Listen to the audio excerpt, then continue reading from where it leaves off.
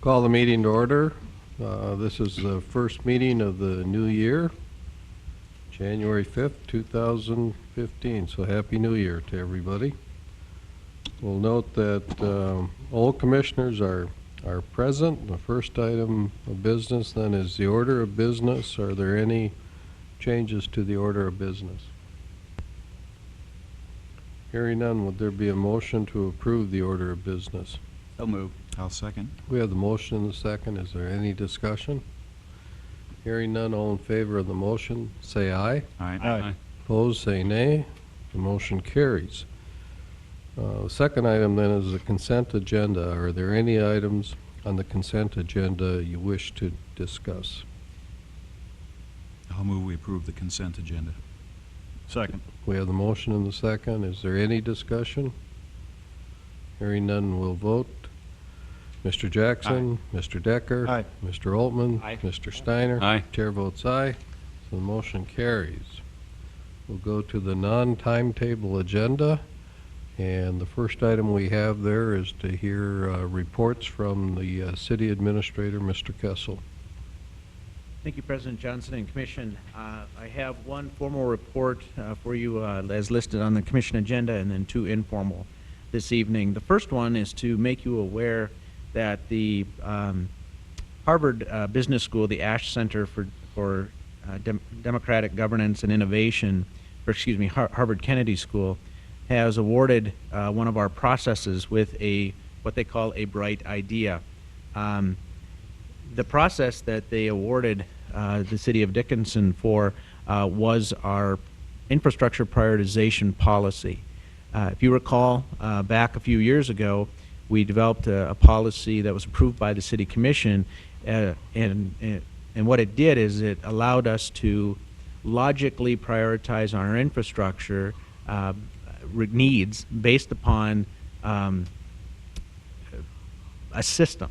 That system prioritized, number one, compliance with state and federal regulation and or emergencies, then went to projects that affect all of residents in the City of Dickinson, and so on and so forth.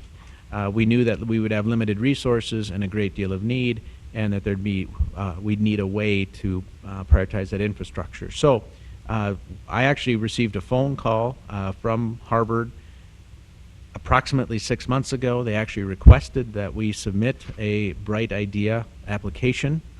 After thought, that was what we submitted, and we were just informed that we'll be receiving the Bright Idea award. That means they'll publicize it in a official document, and then that'll be distributed for others, located on a website, and is something that is copyrighted. So if we wanted to use that insignia or that copyright, we could do so on publications and such. So unless there's questions, that's the formal item that I have on the agenda this evening. The informal one, I wanted to introduce you to two interns that started today for the City of Dickinson. First of all, I want to introduce Matt Perdue. Matt is a management intern. As I said before, he's a DSU student. He is in his last year at DSU, at least for his undergraduate degree. He's pursuing a bachelor in political science, and then may pursue a graduate degree thereafter. But he's in the audience, and I'm sure he'd like to address the commission and tell you a little bit about himself.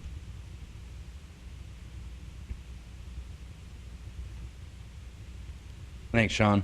Yeah, as Sean said, I'm a student at Dickinson State, majoring in political science. I'm also majoring in composite social science education, pursuing a minor in leadership studies. Up at the university, I'm a member of the TR Honors Leadership Program. I just finished up my last season on the DSU football team. There's a couple of the activities I guess I'm involved in that kind of dominate my time. I'm originally from Ray, North Dakota. I'm from a small farm actually west of Ray, North Dakota. That's my father and I still run the family farm. I farm a little bit myself during the summers. So yeah, I'll be here from today, I guess, until the middle of May, and I'm looking forward to the experience. So thank you. Well, welcome, Mr. Perdue.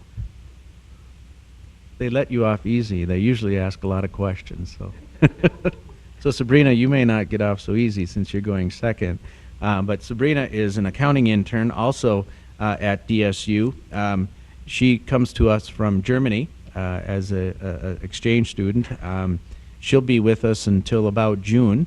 And she's here to really help our accounting staff, which has been challenged due to our inability to fill the deputy city administrator position. So we're really excited to have Sabrina with us, and she'd also like to address the commission and tell you a little bit more about herself. Thank you. Yeah, my name is Sabrina. I'm here from Germany, and I'm here since August and yeah, last year. And I'm actually on an exchange program called Kongress Bundestag Youth Exchange. And this program sends every year 75 young professionals from the US to Germany and 75 young professionals from Germany to the US. And everyone who participates in this program has finished the major parts of their professional education. So in Germany, I have an associate's degree as an industrial management assistant, and I also worked in the accounts department there. So, and I'm also really looking forward to this experience. I'm here until the end of June, and I'll go back to Germany in July. Okay. Thank you. Sabrina will be working full-time for us until she leaves, and then Matt will be working part-time for us. And he has a special interest in the legislature, so he'll be accompanying myself or Mr. Coling whenever schedules allow. So, the other informal report that I have is I just wanted to make you aware that President Johnson and I have had some conversations about the 2015 budget. We just adopted it, so it seems kind of interesting to be talking about it already, but developing potentially a plan to make sure that with the downturn in oil prices that we have, at least in a semblance of order that would take into account a reduction in sales tax revenue. Our budget that was approved for 15, as you recall, does include the surge payment and the 60-40 split as we anticipated the legislature would pass. We're certainly still hopeful and will be advocating for such, but with the downturn in oil prices, there's no doubt that those are not a surety. So we'll be developing a plan, a contingency plan, if those are not passed or are passed in a way that's different than 60-40 and the surge payments that are expecting, so that implementation in 15 could be made in a manner that's planned. So unless you have questions, that would end my reports for this evening. Thank you, Mr. Kessel. Are there any questions for our interns or any questions or comments for Mr. Kessel? Okay, well, we welcome both Matt and Sabrina to the city, and I'm sure you'll enjoy your experiences here. So. Well, then we're going to move on to public safety, and we do have one item from Police Chief Dossinger, and it has to do with records management. So, Chief Dossinger. Good evening, Mr. President, members of the Commission. For the last several years, the Dickinson Police Department has been having trouble with our records management system. That prompted us to put a team together to study a variety of vendors over the last year. Our team had about 5 or 6 different vendors that came to the city of Dickinson and did presentations for us. We also sent the team to Rapid City, South Dakota to observe a records management system in use designed by Zerker Technologies. We developed an RFP and put it out for bids. We did receive one bid back by the deadline, which was December 22nd. That bid was from Zerker Technologies of Sioux Falls, South Dakota. We did develop a place setter or an amount in the 2015 budget for an updated or a new records management system. The Dickinson Police Department selected a team. The team we selected also consisted of Aaron Meyer from our IT division. He also came with us and observed it in being used. Our recommendation is that we approve the RFP from Zerker Technologies in the amount of $187,968. That is contingent upon the Stark County Sheriff's Department and the Battlefield Police Department participating in this cost sharing of the project. This item is going before the Stark County Commission tomorrow, I believe, and they're developing their RFP. So that is also an item that the Stark County Sheriff's Department is working on as well. Chief Dossinger, did you receive only one RFP? Do you have You know, we submitted, we wrote our RFP, we put it out on our city website and advertised for it, but that's the only one we received back.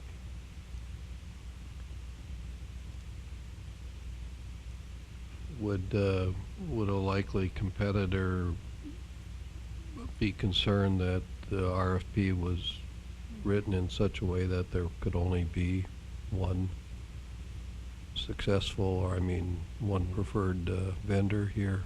I think our design is a little unique, that because we also operate the dispatch center, and that dispatch center functions off of Bullberry. So we were looking at an RMS and a CAD system that was Bullberry compliant. So it definitely did restrict some of the opportunities from the other vendors. You mentioned that there is a budgeted amount for this. Correct. What is the budget? We believe the budget was a little under $200,000, and this came in under budget. It was $187,968. That's with the participation of the Stark County Sheriff's Department.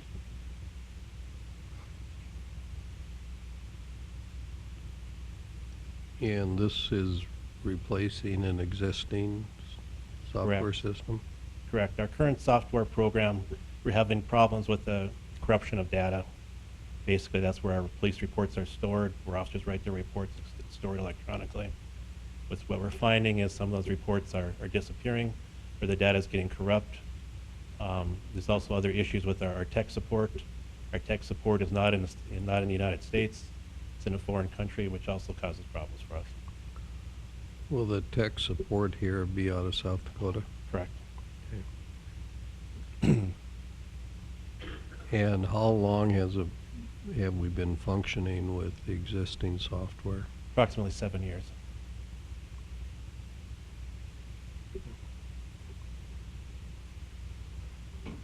Does anybody else have questions?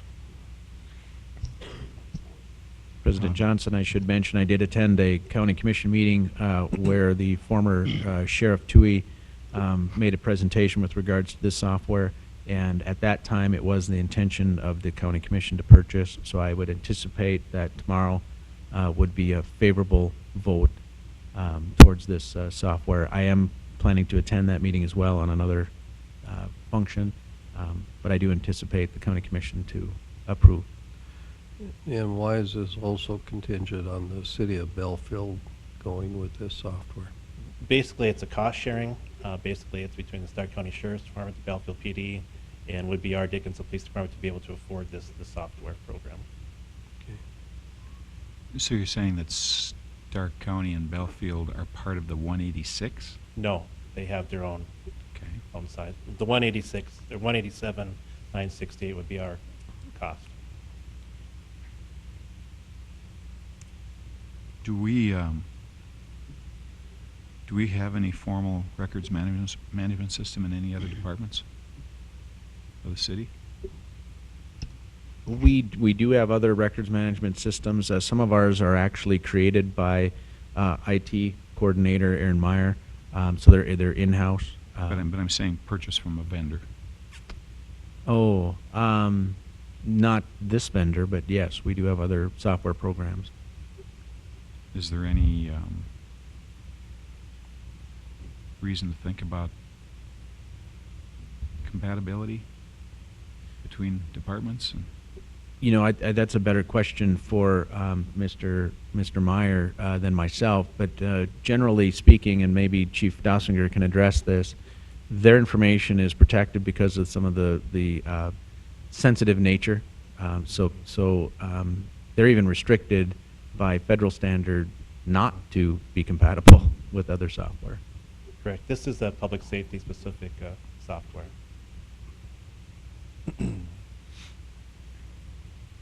Does this interface with a national database? It can have the capability of interfacing with the national database. I mean, how do you know, for example, if you make a traffic stop, whether somebody has a, say, an outstanding warrant from a different city or a different state?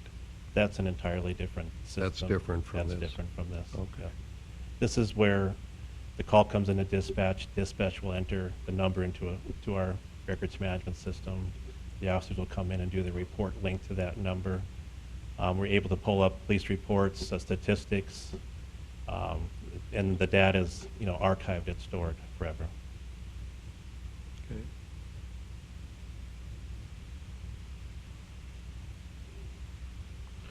Other questions or comments? The one we're replacing that you said was 7 years old, is that something we did in-house? Or is that a commercial product? That is a also? commercial project.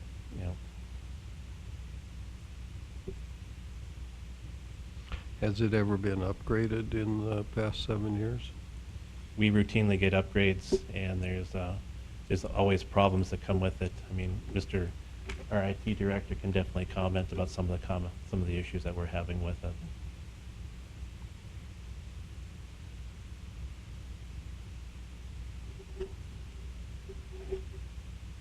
This is just the software, This is the program, the program. but there's no equipment that comes with it other than the, So the equipment you have right now will run this?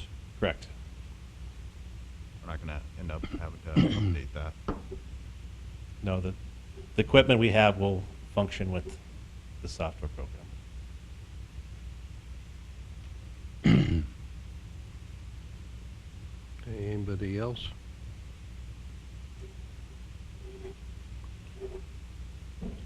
So you're looking for a motion then to approve the purchase of the software contingent upon the Stark County Sheriff's Department and the City of Belfield agreeing to purchase it also. That's correct. Anybody care to move that motion? A motion to approve contingent upon the Sheriff Department in Belfield approving. I'll second. We have the motion and the second. Is there further discussion? There's no further discussion. We'll go ahead and vote. Mr. Decker? Aye. Mr. Steiner? Aye. Mr. Jackson? Aye. Mr. Altman? Aye. Chair votes aye, so the motion carries. Thank you. We'll move to engineering. And Mr. Kubas, we're going to let you introduce at least the first two items because there's some regarding task orders. Thank you, Mr. President, Commission. The first item we have for engineering is task order number 12 for the 2015 mill and overlay project. Last year, we were unable to complete a mill and overlay project. We did do a small project on Energy Drive. But this year, we've budgeted significant funds to make up for maybe last year's lack of a project. This agreement would be for the design and the construction engineering of the mill and overlay project. It's undefined right now exactly what the project will be, but behind you, I'll dim the lights here, but we do have a map showing some of the potential areas.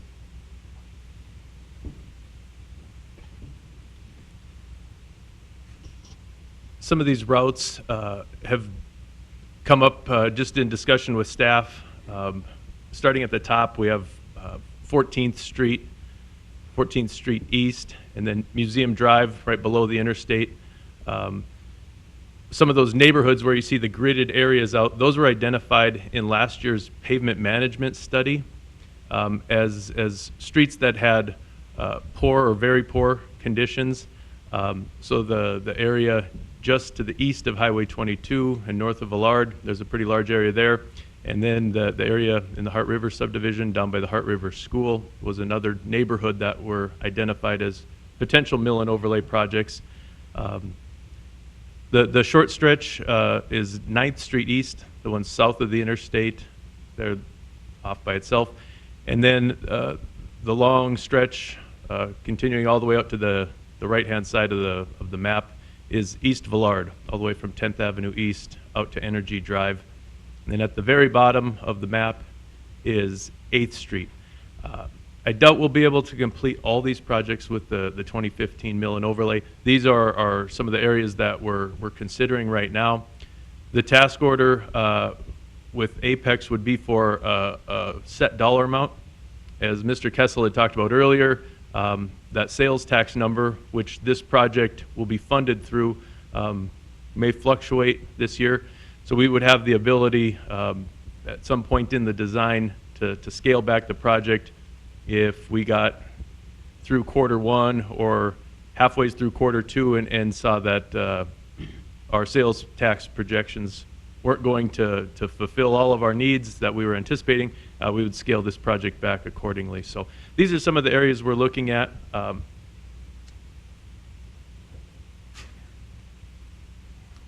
Again, this is not the project right now. These are just anticipated or potential project areas that we're looking at. Right now, we've negotiated this contract with Apex. Have the amount in front of me here.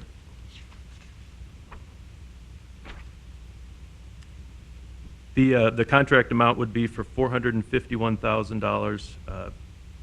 And that includes, like I said, the design and construction engineering. Staff recommends approval. Do you have any questions?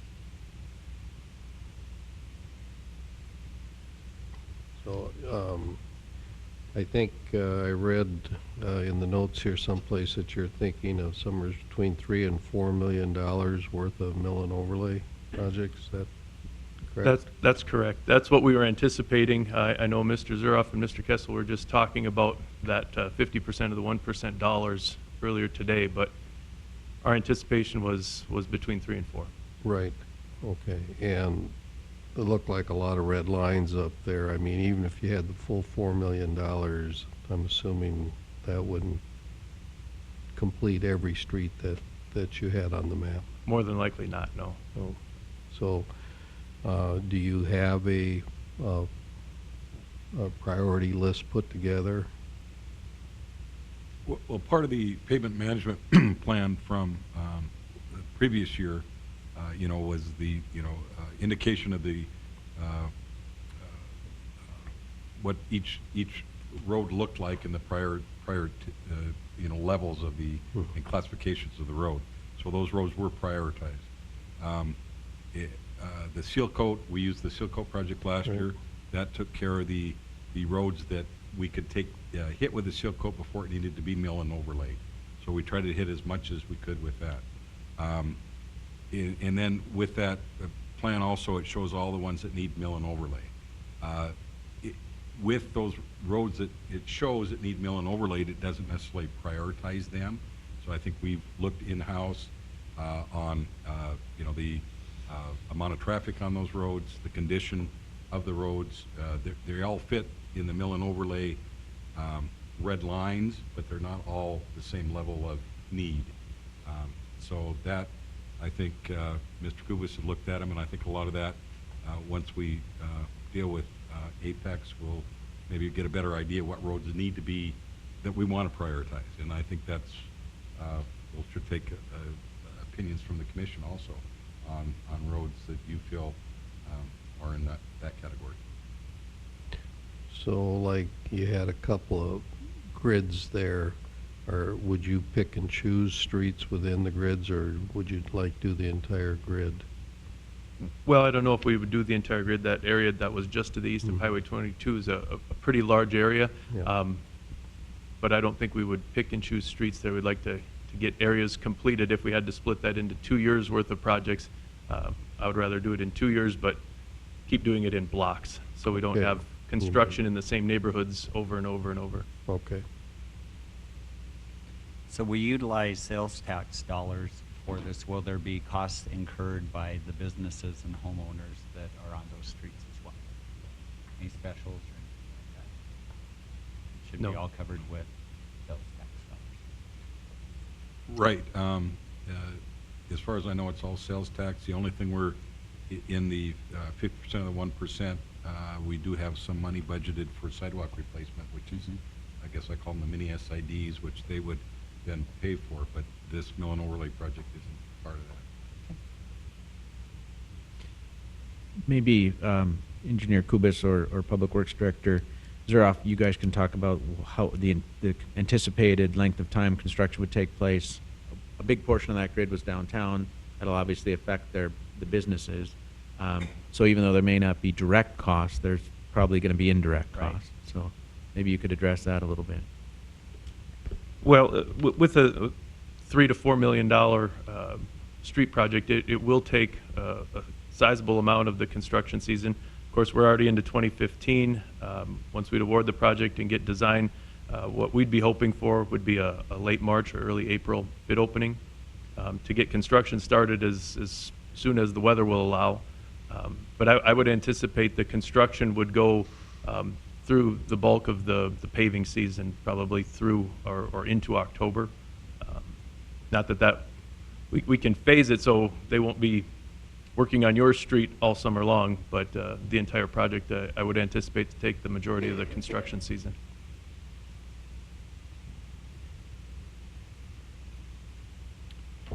We have an urban roads project coming? In 2015, we won't have an urban roads project. 16? In 16, we will. Those prioritizations are due, a couple items down in the agenda. We're going to talk about prioritizing urban regional projects, but those prioritizations are due to the DOT in 3 weeks, on January 23rd. You have a couple projects on there that would be good urban roads projects. There are 4 of those streets would qualify as an urban road project.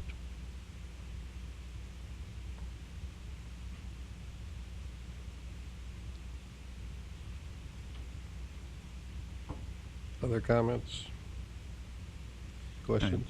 I presume that if, because of available revenues or whatever, and we change the scope of the project, you'll renegotiate the fee based on that. Yeah, this, in particular, this contract was based on kind of taking a dollar amount and applying it to a length of street. So if the anticipated amount would get cut down by 25%, this contract should come down by 25% as well. Other comments or questions?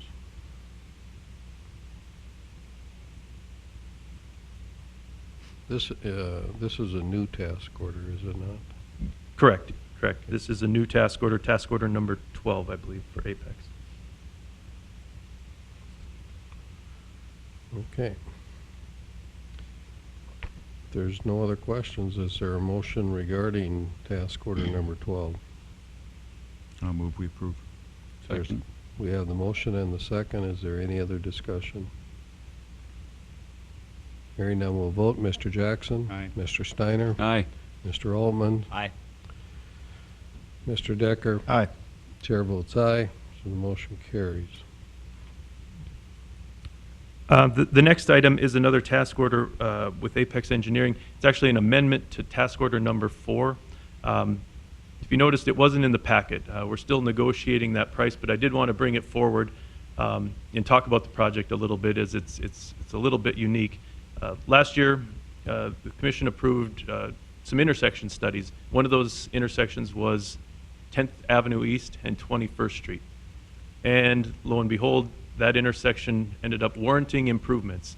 At the time, we were thinking possibly a signal. As we discussed it with staff, seemed to be a pretty good fit for a roundabout. Apex is under contract through task order number 4 to design lift station 14, which is right in that intersection. And as a part of that project, they need to set a manhole and really tear up that intersection of 10th and 21st Street. So with some discussion with staff, we decided it was in the best interest of the project to amend Apex's task order and include the design of what we're anticipating to be a roundabout right now, amend their task order number 4 to include the design of a roundabout. So we didn't have 2 consultants working and managing projects in the exact same intersection. So like I said, that task order is still being negotiated with Apex. We're working out some of the details on costing, but we do feel it's a sound decision to have one firm working in there. They already have the survey work done. And so right now, they're looking at roughly $200,000 for design. There'll be some right-of-way acquisition there. And if you're familiar with the intersection, some of that right-of-way acquisition could be interesting. So we hope to get that moving forward as quickly as possible. What we were working on was the construction engineering dollars on that particular task order. So I wanted to bring it forward. I guess right now we have no formal action to take, just wanted to see if there was some consensus among the commission that this was the right direction to move forward and amending Apex's task order. So we would continue with the lift station design, which is almost complete, and add to it this design of a roundabout. Okay, thank you, Mr. Kubas. Any reaction to, first of all, the roundabout concept being there? Okay, Mr. President, if I could, so you're anticipating another 200,000 to design the roundabout? Correct. The $200,000, Mr. Decker, would be for the design of the roundabout. I think they have to do a little extra survey work as they were just focused on right in the middle of the intersection. The roundabout needs to go back. It'll probably be 200 to 300 feet in each leg on that intersection.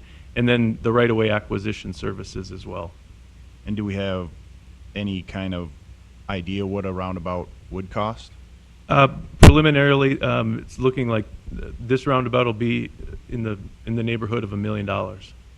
And to put up signals, 300,000. In the neighborhood of, yeah, that's correct.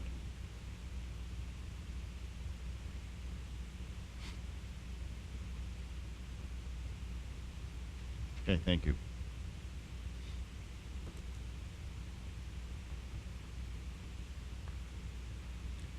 We haven't really talked too much before about maintenance and upkeep of signal lights. I would assume a roundabout requires very little ongoing maintenance, where signal lights we do have to work on from time to time, and I don't know if that's significant or not. If we were spending an additional $700,000 for a roundabout versus signal lights, I think you'll have to come back to us and say, here are the benefits from a roundabout versus four-way stop or the signal lights. And so you don't have to respond to my question right now about maintenance costs, regarding signal lights, but I think we're going to need a little more information on, why a roundabout would be a good thing here for that additional kind of money. Okay. No, I appreciate that feedback. We can come back in 2 weeks.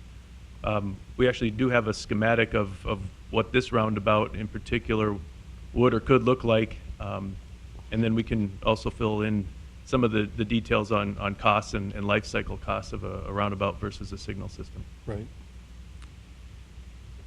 Yeah, I would say a couple things.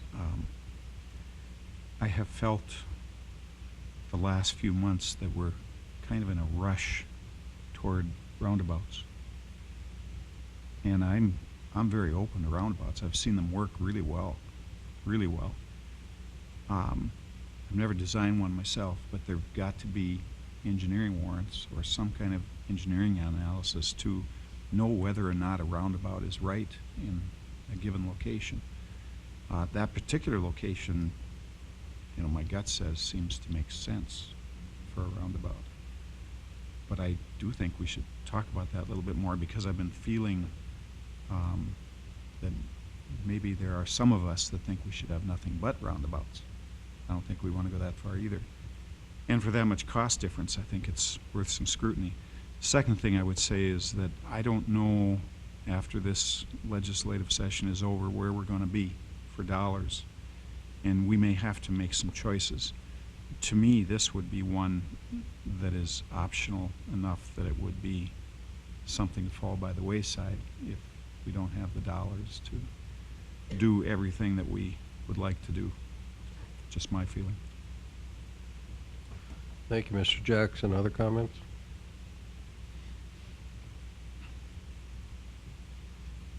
Okay, thank you. I will come back in 2 weeks with some more information on roundabouts. Okay, and then you have an item C, urban regional project priorities. I do, and I'm going to try and head up to the podium. We have some of these projects up on a Google Earth presentation, and I hope the mouse will work a little better from the podium.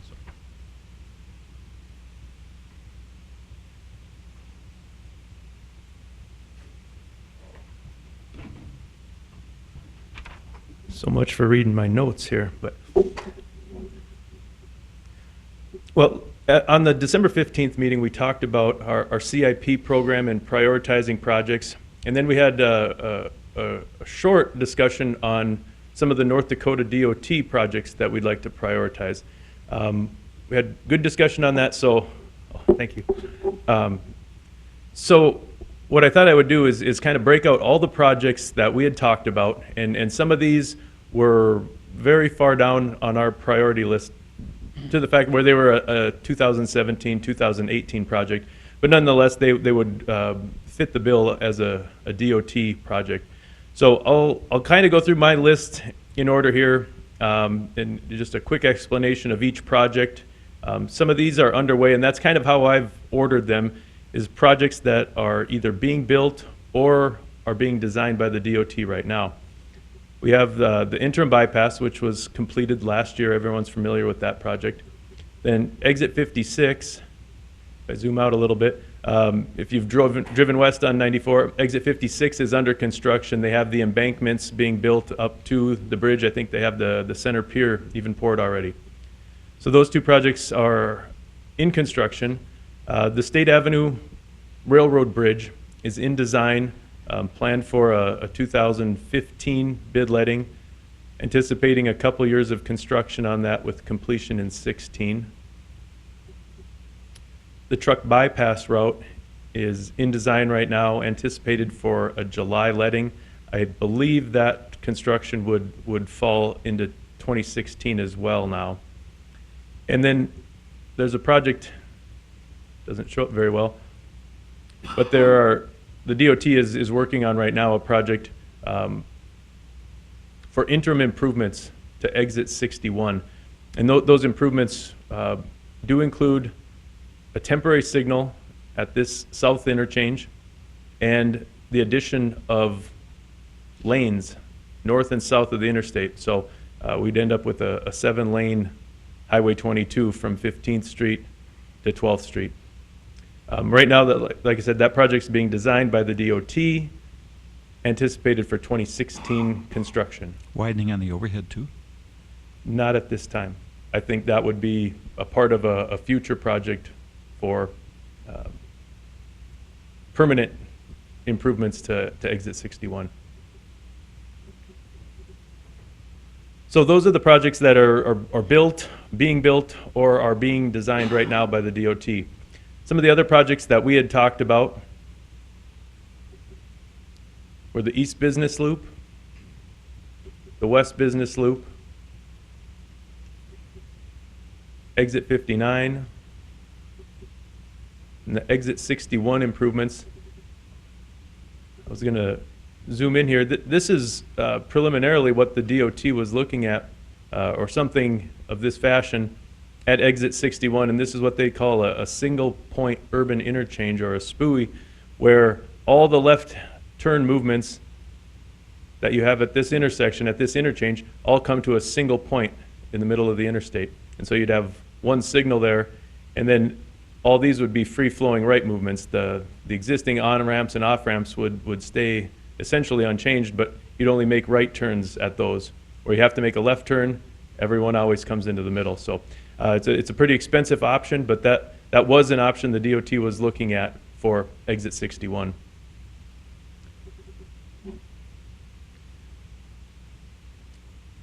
Another project would be improvements at Exit 64. Same thing, if you note here, this shows a slight relocation of Energy Drive, and the reason for that would be to get some spacing in between this on-ramp, off-ramp, and potentially a signalized intersection. Energy Drive is getting busier and busier. Mr. Zuroff can attest to that with the Public Works building, using that as a main access point to town. One thing I would also note with the 3 interchanges in town right now, those technically do not qualify for urban regional funding, which the DOT is asking us to prioritize, but we would, if one of these interchanges is a high priority for the city, we can still prioritize that interchange, but historically the DOT has used interstate funding through the Federal Highway Administration for their interstate improvements. The next project that we had discussed was, apologize, my mouse is getting a little crazy here. Is Highway 22 through town, if I can click on it.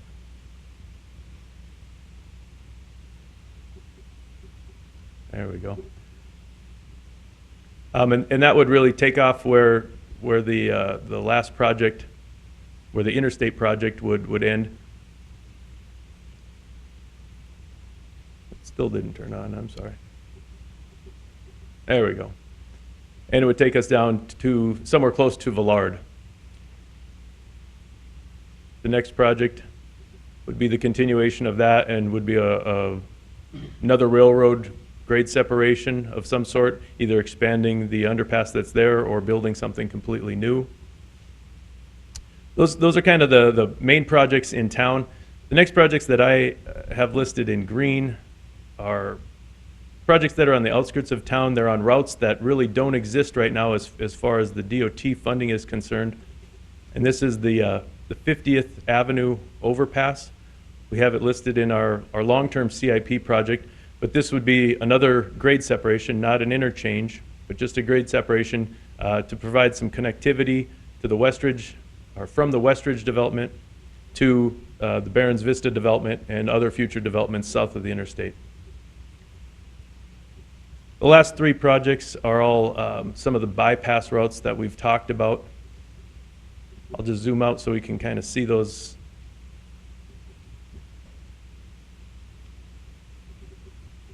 This is the northeast bypass that would take off from exit 64 and tie in at Highway 22, tying in with the northwest bypass. The southeast bypass, again, taking off from exit 64, coming somewhere down to the airport. And then, again, a southwest bypass. And Highway 22, the thought being an expansion to 5 lanes, similar to the section that's north of town. This, again, would extend from city limits down to the airport. I wouldn't put too much credence in exactly where these lines are. They're really shown in general terms to show an ultimate bypass route around Dickinson. Again, talking about future development, a lot of this expansion for the southwest and southeast bypasses were talked about when the Tyler Formation was kind of an almost buzzword. I haven't heard much about that lately. So again, just to keep it on the radar that we're thinking about it and planning long term. One other thing I would mention is that historically the urban regional funding through the DOT only comes to fruition in a project about every 4 or 5 years. So while we have a dozen or so projects here that could potentially be urban regional projects, the chances are that in the next couple bienniums, or as far as our CIP program stretches out, we most likely would only get about 1 project, maybe 2, that would be funded through the urban regional program. The caveat here is that we don't know where the state funding is going to be with oil impact funding, and we could potentially fund many of these projects. So I think our prioritization might get a little bit vague as we get down to the 8s, 9s, 10s, 11s, and 12s in our list. But for our first 5 or 6 projects, I think we should be pretty firm with those and push to see what we can get in the next couple bienniums, because the funding will most likely be there for some of those projects. So We'll put our list together based on comments we get tonight. Again, like I mentioned earlier, for the urban roads projects, these urban regional projects need to be submitted to the DOT by the 23rd of January. With that, I'd open it up for questions.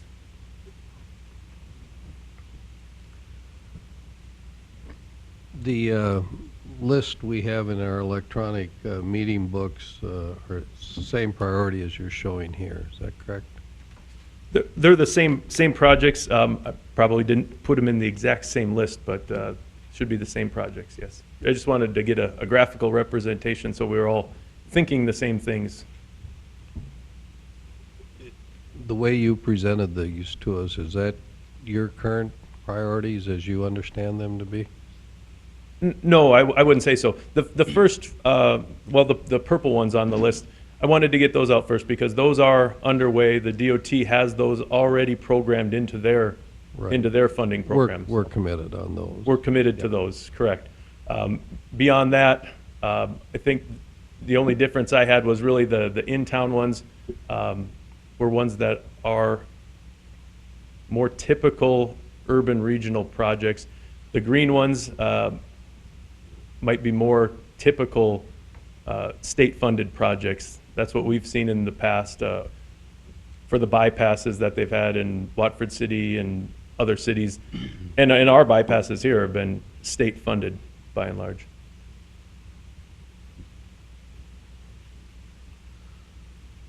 Okay. So is there any comments, any reaction to what you've seen here this evening?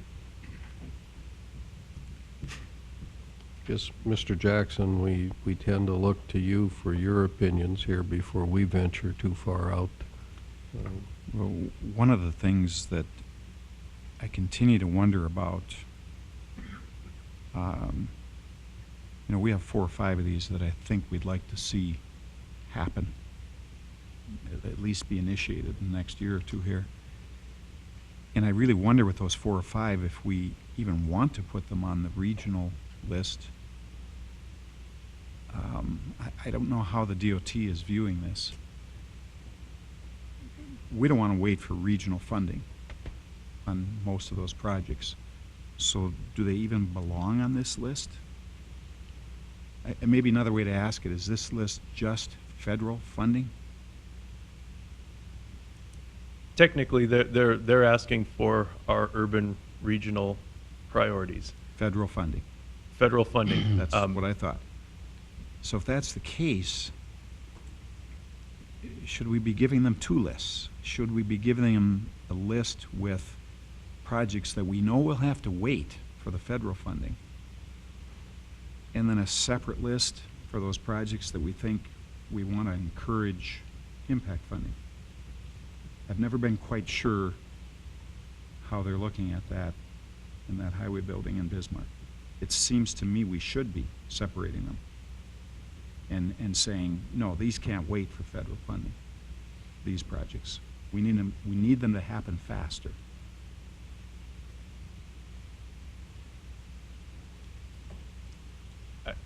I don't have the answer to that question either, but I am setting up a meeting with the district engineer to go over this list because our submission as a city needs to go through the district. And I think we need to coordinate that response and that prioritization with the district. We may have to help develop that understanding, that thought process in Bismarck, I'm thinking. I'm not sure that they may be thinking about it the same way we are. Maybe they are. I don't know. Commissioner Jackson, I have had preliminary conversations with some of the DOT staff in Bismarck about this concept that you presented. I've not received a definitive from the staff I've been talking to. I'm not sure that there was a distinction being made between revenue source, we'll say. What I've understood is they want our priorities. If you break it down into 2 different lists, how do those priorities then mesh? And are you essentially need 3 lists to make sure that our real priorities get funded? this exercise that we've done every year, and I think the DOT has asked for 30 or 40 years. It's a traditional thing, and it's always federal funding. Yep. We're in different times now, and I think we've just got to know, for our own sake, how we really want to approach that. You and I have talked about this before. And We have, and I think it's a great question, and I'm glad you bring it up. I would hate to put everything on a regional urban list and have the DOT think, well, okay, they're fine waiting for that federal funding, and we're not. Right.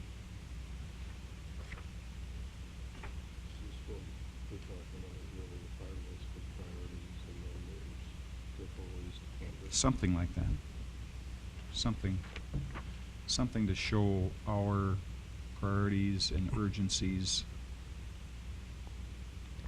I think maybe because what you said, it's different times. I mean, if you go back prior to oil impact, you had a process that they went through, and that process meant certain sources of funds. Well, today, the state DOT gets quite a bit of funding from the state of North Dakota to fund special impact projects. Maybe what we need to do is put a list of our priorities, but then there are different revenue sources that could come from the federal, the oil impact, maybe the state DOT regular budget, other funds, whatever.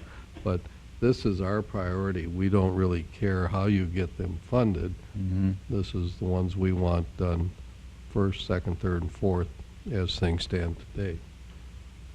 Is that? That's the exact list, President Johnson, that I have provided to the DOT on several occasions. A list that includes our priorities with years in which we expect or hope that they will happen. It's not broken it down by revenue stream, however. We've never attached a revenue source to the actual project. But again, I think Mr. Kubas is right. Technically, this list that he's talking about tonight is for federal funding. Yeah. Now, whether they, apply that to the oil impact funding or not, I just don't know. We've got to know that, I think, as we submit this. And we should squeak our wheel with a federal project, too. But realistically, even going a second project out is years away, as Mr. Kubas has said, on the federal side. We look at how many years we have submitted and wanted the overpass at state, and keeps getting pushed. It was only until the oil impact and everything started to hit that became a bigger priority and it'll become a realization. So you're right, James, that these projects can just keep getting pushed out into Neverland if we don't have them listed out. And it is, it is complicated a little bit more by what Mr. Kubas said about the interstate funding, because that is another pot of money, if you will. So to put an interstate project on our regional urban list would not be appropriate, correct? It won't be on the urban, it won't be an urban regional project, but in some discussion with the DOT, though, I think it is appropriate to prioritize them and say these are our needs, and maybe it all goes back to saying we have one list. And whether they fund that with interstate dollars, state dollars, or urban regional dollars, that's their decision to make. But I do still, repeating myself, but I do still think that we should find the regional project that we should keep pushing along with our need for the oil impact projects. I don't think that's being greedy. I think it's just managing the money sources is all it is. Is the state DOT asking for our priorities regardless of how they may be funded? Because I would suspect some of these projects might have a combination of two or more sources of funds on them. but are they just asking from our city's perspective, if we could have them, just forgetting about where the funds come from, this is the order we would want them built in? Is that what they're asking? Well, they haven't asked it that way, but I think we need to re-ask them if that is what they're asking. Yeah. Well, Because it would make it a lot easier for us. Again, the interstate funding, that's just, when state dollars are being used in an oil country, it's really Minot, Williston, and Dickinson.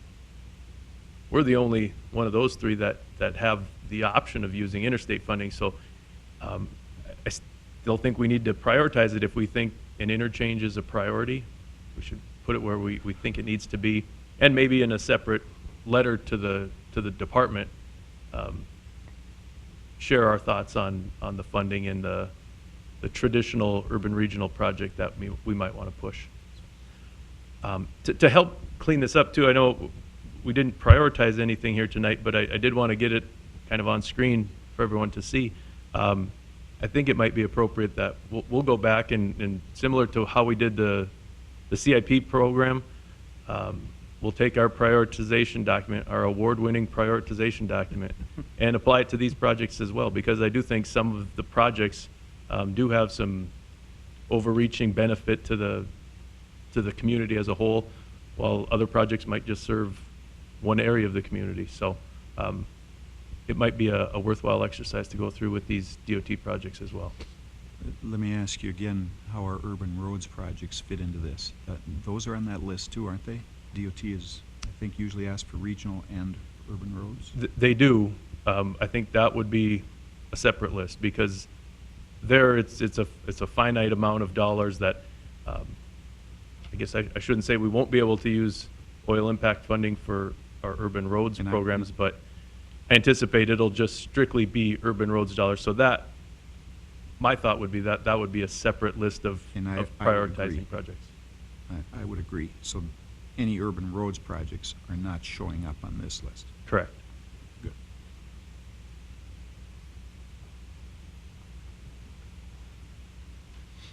well, I know I think it's a good idea to go back and apply our CIP process to this, but I think also this is really our only opportunity to give you some additional input from the commission perspective on those priorities. So I think we should put that back up on screen and let the commissioners comment on it if they have further comments. Sure.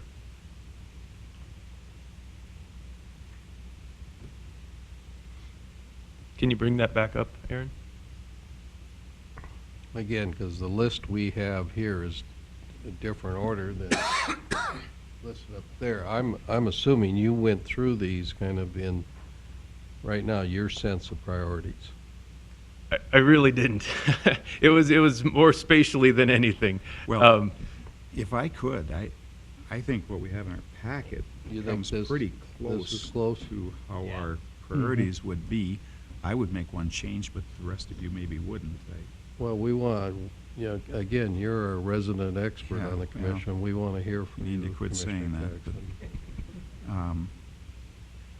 Jackson. I would put exit 64 above 50th Avenue. Above which one? 50th Avenue. The exit 64 improvements above 50th Avenue. Did you just flip-flop No, those around? What do the rest of you think about Commissioner Jackson's suggestion? Yeah, I think that's more impactful. Mm-hmm.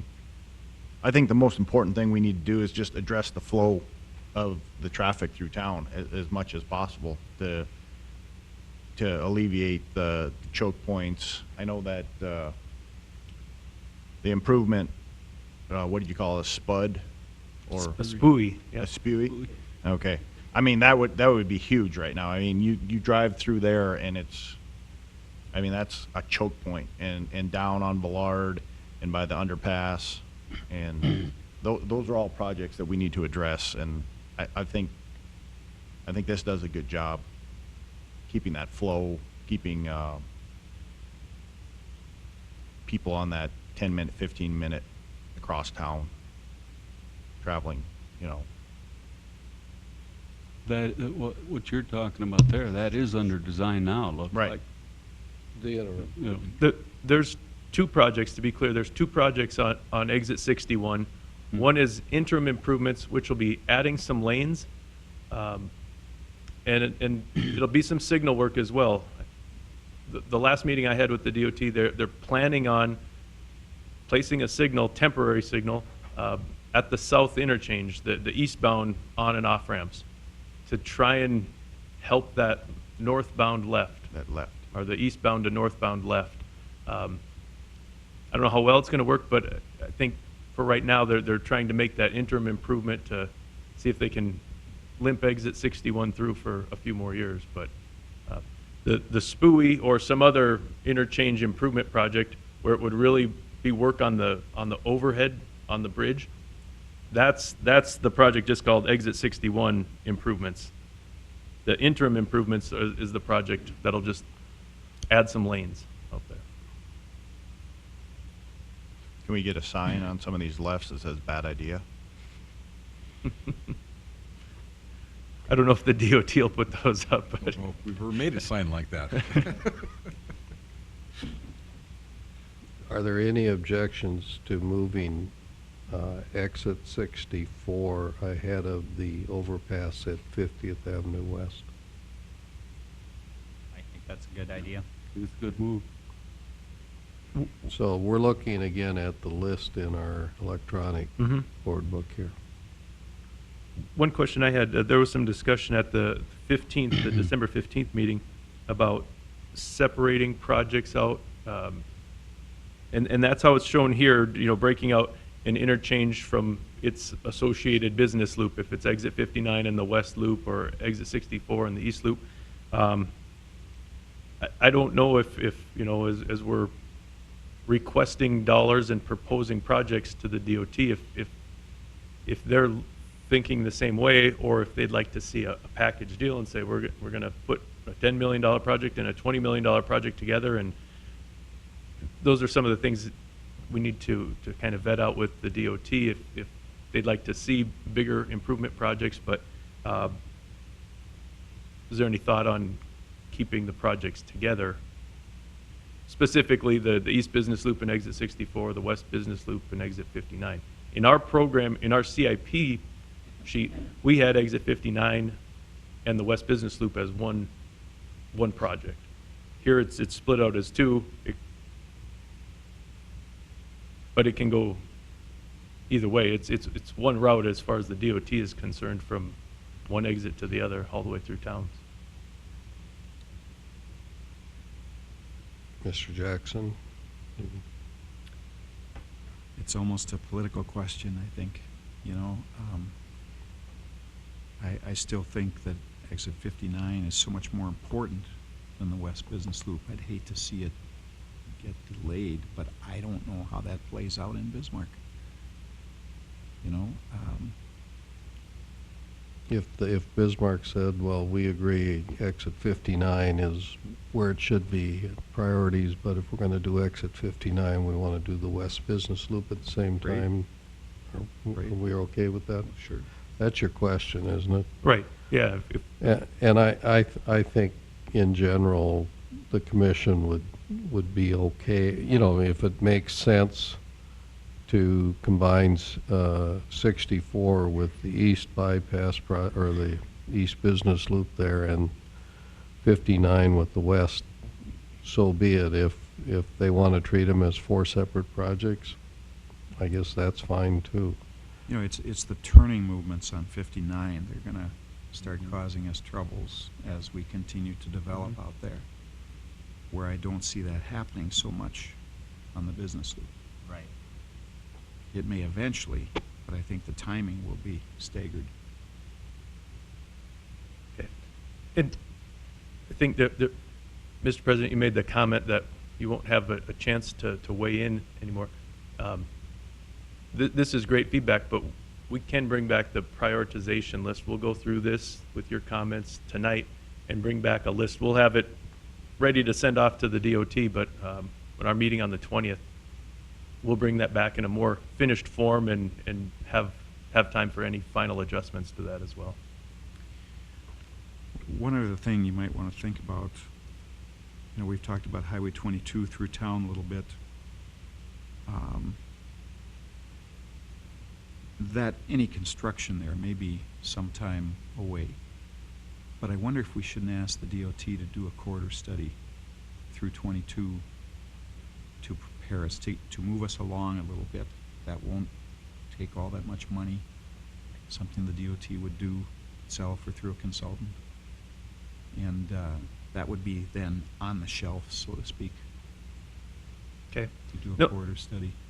My only question and it'll be a question to the DOT, I don't know that will go on our list. It might be something No. we push on the side as a planning level Yeah. study. Okay.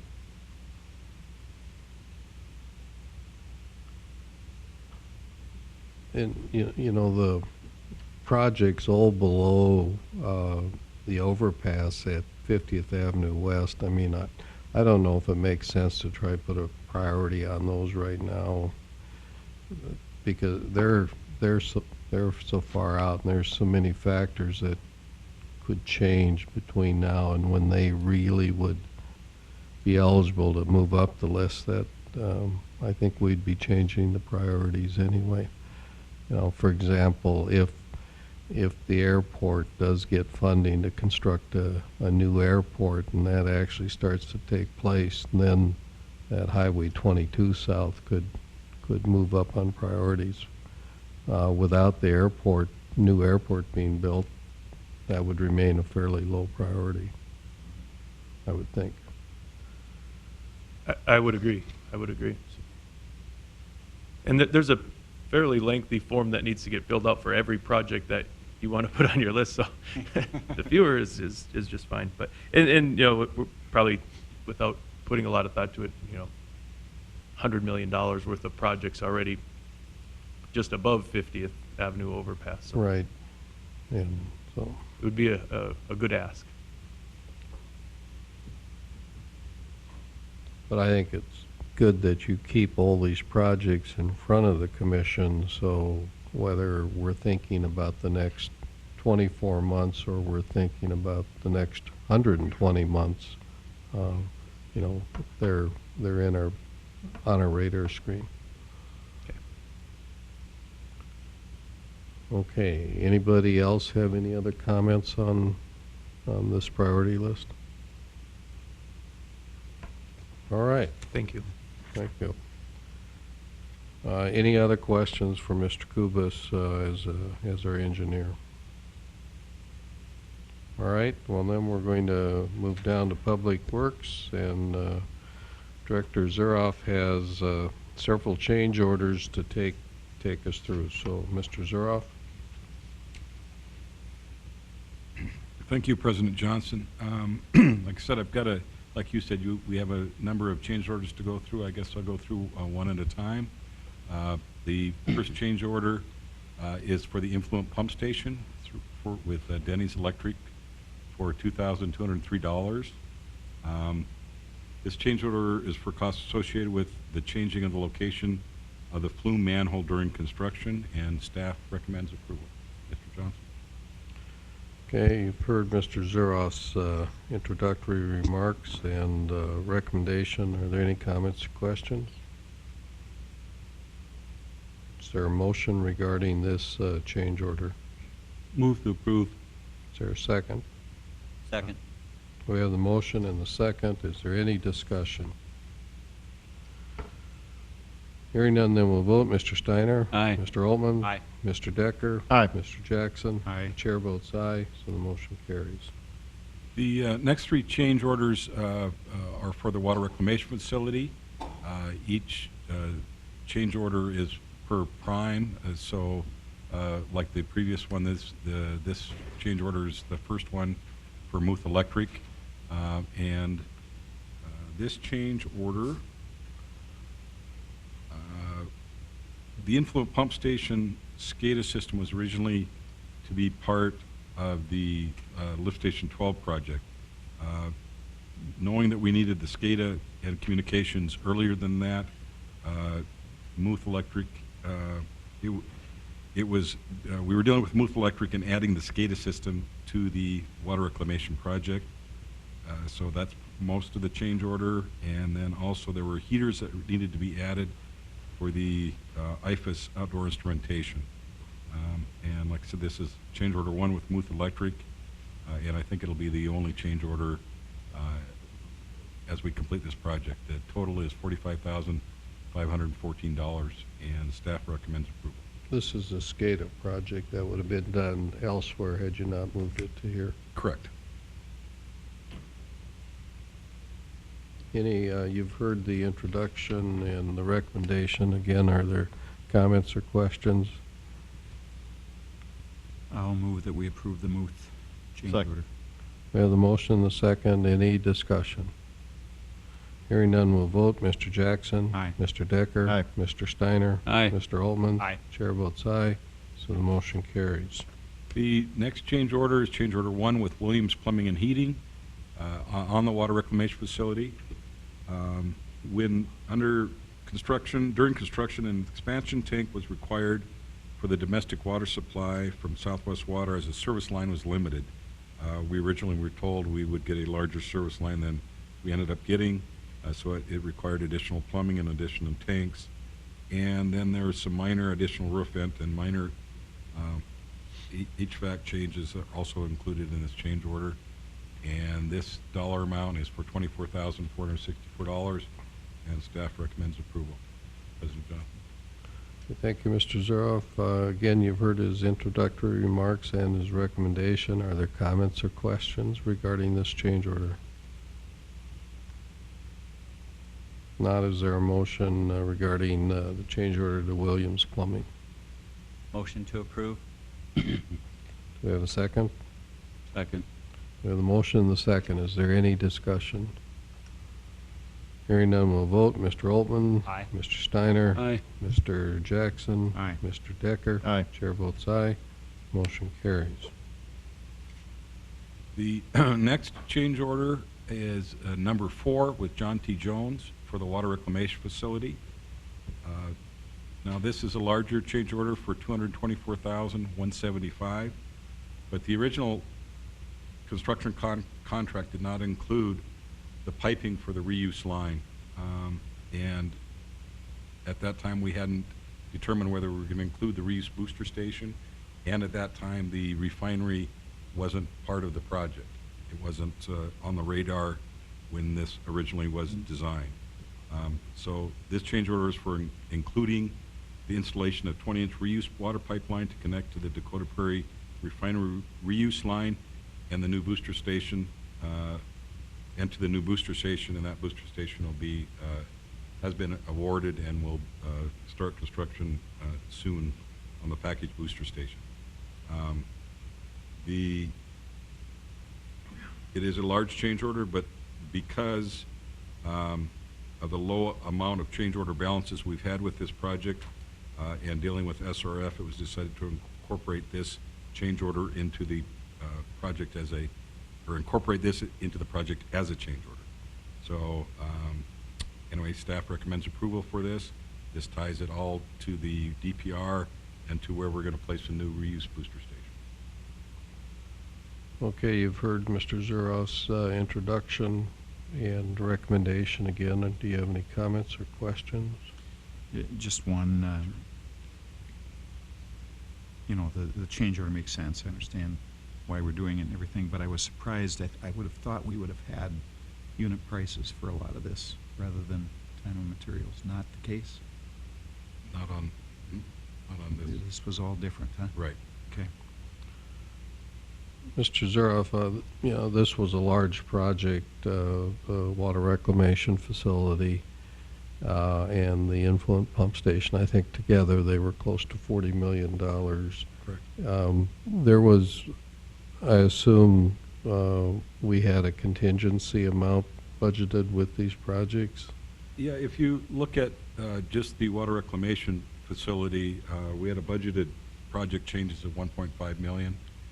And with including these change orders tonight, and the other previous 3 change orders with John T. Jones, this will be at $421,000. And we were carrying an assumption of up to $1.5 million. $1.5 million, Yeah, correct. so we've had a very successful projects of this size, complexity to not fully use that contingency, I think is, speaks well of the engineering that was done on it and the construction, so. They did real well, and everything was worked out consistently. A lot of these additional change orders with John T. Jones were basically timing. Some of the things, it was just as we go, the owner requested or consultant requested that it needed to be done at the time, so a lot of it was worked out well, and I do appreciate Apex for the project. Other comments or questions regarding this change order to John T. Jones? I would make a motion to approve. We have the motion and the second. Further discussion? Hearing none, we'll vote. Mr. Altman? Aye.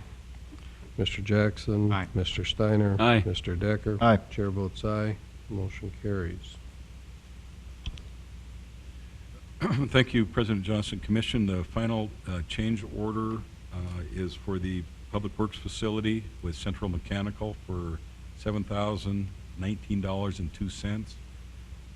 After construction, the building inspectors reviewed the facility and determined that backflow prevention was required on all potable hose hydrants and connections, and there are a number of them at our new facility.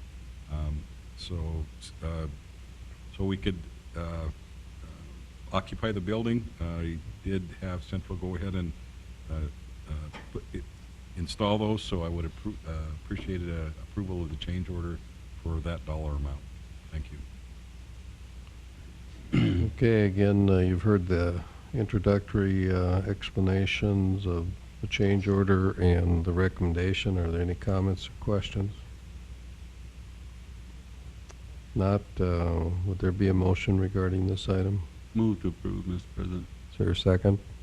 I'll second. Any discussion? Hearing none, we'll vote. Mr. Steiner? Aye.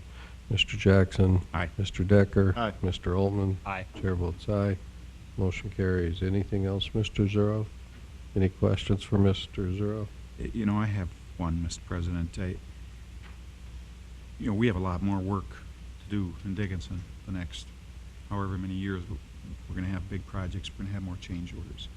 They deserve scrutiny, and I think our consultants are giving them that, and I hope you guys are. But if we could just get a narrative paragraph, just a brief paragraph on each change order describing why it had to take place. There's good explanation for just about all these, and you give it, or you do at these meetings, but they should be part of the change order so we can read that ahead of time, just a brief paragraph, what's happening, and why is it a change order? Why wasn't it with the original bid? If we could ask the two We do have consultants. some in the memo, Mr. Jackson. Yeah, Do you I saw that. re- Yeah. uh, But they little should bit be in more? the change order. Oh, in the change order itself. They should be in the change order. Thank you, Mr. Jackson. Any other comments? Okay, well then we'll go to tab 8, planning, and Mr. Millstone will be introducing an item here regarding a final plat. So welcome. Thank you, Mr. President, Commission members. The first item is a final plat for the Tormashy subdivision. The site is generally located in the southwest quarter of Section 20, Township 140 North, Range 96 West. The site is approximately 6 acres. The Planning and Zoning Commission and city staff recommend approval. With that, I'm available for any questions. Any comments or questions? Mr. Colling, this is a resolution. That's correct, Mr. President. This would be resolution number 1-2015. When we looked at this at planning and zoning, you guys were gonna look at about lining up across 21st with the Meadow Hill stuff with streets and whatnot. Is that happening? We did look at that. Again, the Cook property to the south hasn't been platted yet, but there's a master plan out there, and it does line up generally on that quarter line where this plat has a private road. So they do line up or within a few feet where the master plan could be adjusted on the south side.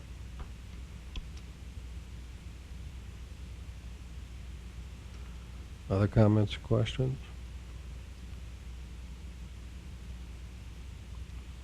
Would there be a motion regarding this resolution number 1? Move to approve. I'll Second. second. We have the motion and the second. Is there any discussion? Hearing none, we'll vote. Mr. Steiner? Aye. Mr. Altman? Aye. Mr. Decker? Aye. Mr. Jackson? Aye. Chair votes aye. Motion carries. Then item B, comprehensive plan amendments. And Mr. Millstone, are you going to do this one also? Yes, Mr. Okay, President thank and you. Commission members. Steve and I discussed it, and he thought I could handle it too. This ordinance will amend policy 1.12, policy 1.3.2, policy 1.3.3, and policy 3.12.5 in Chapter 4 of the City of Dickinson Comprehensive Plan. The Planning and Zoning Commission and city staff recommend approval. This will be the first reading for this proposed amendments. Again, if available for any questions. Okay, we don't have the actual ordinance itself in our... Yes, Mr. President, the ordinance form did not make it into the packet, but the language that is referenced in Mr. Josephson's report is the same language that is incorporated into the ordinance. You can pass this as ordinance 1569 if you wish. Otherwise, we can bring back the ordinance form at the second meeting in January for first reading. Can either of you explain in more layman's terms what these changes are? I can handle that, All right. if you will. Policy 1.1.2 pretty much proposes that we increase the density in the R3 development from 16 dwelling units per acre to 20 units per acre. What that does is it makes better use of our existing city infrastructure, our sewer and water, by increasing the density in R3 developments. Can I ask you a question right on that one? Is this the one that affects the lot size from 77,000 down to 55? No? Well, indirectly. I mean, if we put 20 dwelling units per acre, your lot size is going to be lower than if you had 16. So, you know, even though it's an R3 development, so it'd be an apartment building. But I think what Commissioner Steiner is asking is that's for residential, is your concern of the smaller lots. For R3 and apartments, it really doesn't matter what the lot size is because you're just putting more apartments on the same, Okay. right? The City Commission, Steve Josephson, City County Planner. What currently under the long-range plan is part of that, and policies from in the land use portion assigned maximum densities to our zoning districts. So it's conceivable on a piece of property that somebody could have more than enough land to put 20 units on it, but they would be restricted to 16 because of the current language in the comprehensive plan. So this would allow for an opportunity to bring in some more units, have a little more density, and we'd be able to utilize existing infrastructure instead of pushing them off onto another piece of property. So it just makes sure that it would allow those. There have been a few cases where we've had to tell developers that 16 acres is the max according to the comprehensive plan. So this would allow for additional units on those properties. A lot of the language here is merely house cleaning. It's we're cleaning some stuff up in order to make things more efficient, or we found some inconsistencies between the zoning ordinance and the comprehensive plan. such as the next, if I may, such as the next policy 1.3.2. We're in the process of amending the zoning ordinance, and you'll come and see that. That'll be coming before you after review of the city attorney. One of the things that this Mr. Corton had proposed was the elimination of the mixed-use zoning district. We're going to use planned unit developments instead, and that's redundant. So that would remove the mixed-use zoning district from the future land use plan. And then also, in the zoning ordinance with planned unit developments, it actually allows for a broader number of uses than what the comprehensive plan says. It limits the uses in there. So the next one on 1.3.3, currently, you can only amend the comprehensive plan, the future land use map, twice a year. We've run into instances where people wanted to go forward with development, with developments, with rezonings, but it's not been possible because they needed either an urban service boundary expansion or a future land use map amendment. And by limiting them to once every 6 months, it could deter some good projects from going forward. And then the last one is just allowing in the planned unit development. Currently, there's a cap on maximum residential density of 16 units an acre. This allows to go up to 20, and also decreases the minimum residential units from 10 units to 4 units to encourage the use of the planned unit development for more single-family dwellings, which we are in need of. And I'm here to answer any questions you may have. Okay, well, thank you both. Any comments or questions regarding the explanation? All right. Thank you. Thank you. I'll ask if anyone from the public would like to comment on proposed ordinance 1569. If you'd like to comment, you may do so now. Just come to the podium. State your name, we'll hear your comments. There's no one from the public that would like to comment. Are we comfortable acting on first reading of 1569 without the formal document in front of us? I assume we'll have the formal one for second reading? Yes, the formal document is available. That will be provided in the packet for second reading. Would there be a motion regarding either the approval or disapproval of the first reading of ordinance number 1569? I'll move that we approve first reading of 1569. Is there a second? Second. Any discussion? Hearing none, we'll vote. Mr. Jackson. Aye. Mr. Altman. Aye. Mr. Decker. Aye. Mr. Steiner. Aye. Chair votes aye. So the motion carries. Anything else from planning? Okay. Any reports or comments by city commissioners? Is there anyone from the public that would like to address the commission? If so, just come to the podium, state your name, we'll hear your comments. There's no one from the public, so the chair would entertain a motion to adjourn. Is there a second? Second. All in favor of adjourning, say aye. Aye. Opposed, say nay. The motion carries. We're adjourned.